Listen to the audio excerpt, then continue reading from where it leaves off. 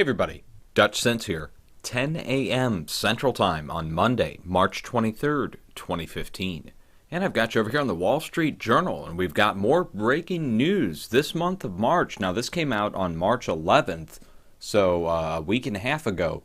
But this is breaking news, nobody talking about it, so I want to bring it to your attention. Japan advances in space-based solar power. Now, what this is having to do with is wireless power transmission using microwaves. Again, we're back to the talk of using microwaves to transmit power. Now, let me just go ahead and read this to you really quick. It is one small 55-meter step for Japan's aerospace industry, but perhaps a giant leap into developing a new energy source for mankind.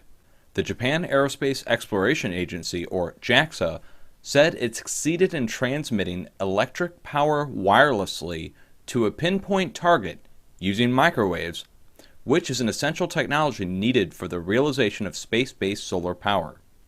According to a spokesman at the agency, the researchers were able to transform 1.8 kilowatts of electric power into microwaves and transmit it with an accuracy into a receiver located 55 meters or 60 yards away. The microwave was successfully converted into direct electrical current at the receiving end. The experiment was conducted on Sunday in Hyogo Prefecture in western Japan. Now it goes on to talk about space-based solar power, U.S. Department of Energy. I'm going to go ahead and put a video after this. I've had this on my channel now for the last 2 years. Not many people have seen it. You need to see it. Okay? They're using radar to transmit wireless power back in 1975 using the same frequency that our Wi-Fi is on now, 2.45 gigahertz, also Bluetooth. And NextRad radar just a little bit above that, 2.7.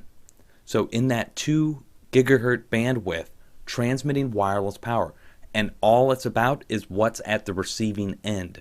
If you've got an antenna and you hook that up in series with a diode, a low-pass filter, either a bandpass filter or a low-pass filter, and then run that into a DC to DC converter, that's your wireless power setup, guys.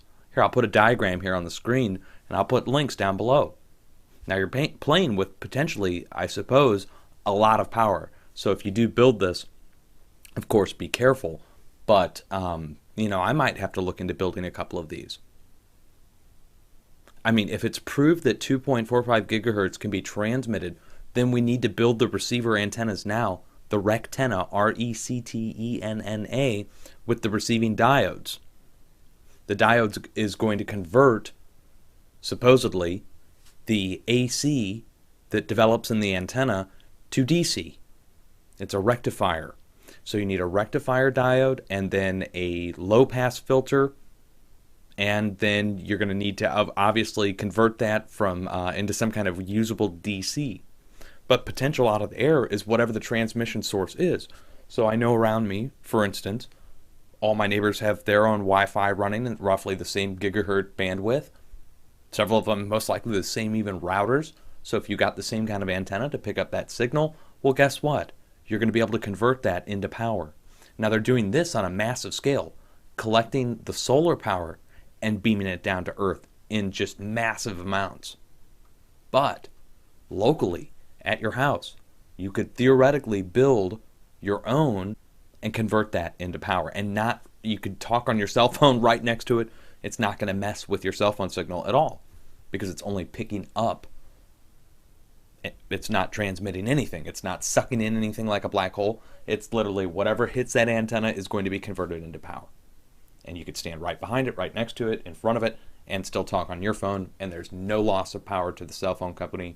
No harm, no foul to anybody except for pulling that out of the air. It's already going to hit your walls. It's already going to go into the ground, whatever. You're just pulling that out of the air and converting that into DC current. And that's what wireless power is. That's how they're able to do it with microwaves. Microwaves travel across the distance, hit the antenna.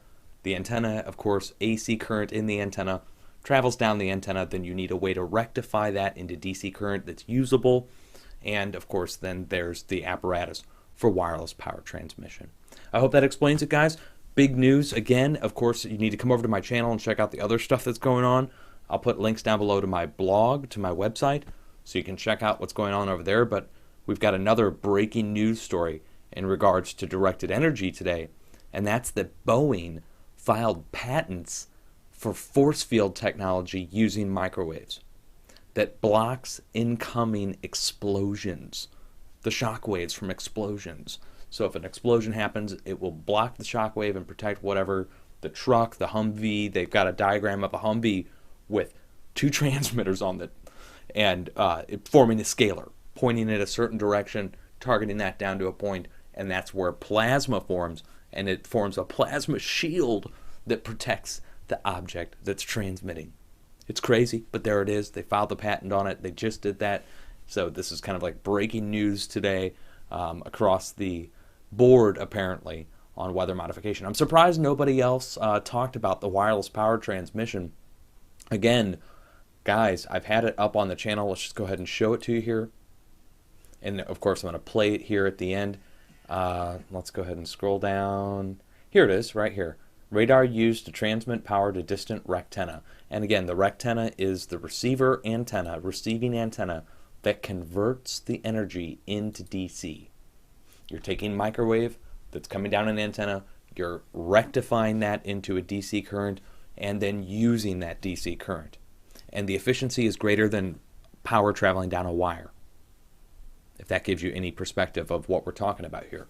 So if you've got a cell phone tower up the street broadcasting out at 35,000 watts, I suppose potential, if you had an antenna up sticking up off the top of your house, the potential for receiving that is up to 35,000 watts, right? I mean, if the law, or a little less than that, 85% of that, whatever 85% of 35,000 watts is, but that's still a huge amount of wattage available. And we're talking about voltage and amperage available out of that wattage. So what kind of volts, what kind of amps, that's going to depend on, I guess, on your antenna and on your rectifying diode.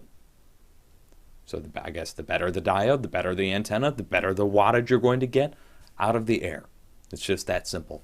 And if you guys understand electronics, you know exactly what I'm talking about there. So the diagrams are down below for that, from the NASA experiment done from the Goldstone radar here in 1975. And the article link is down below, so you guys can go check out the article that was released on this by the Wall Street Journal.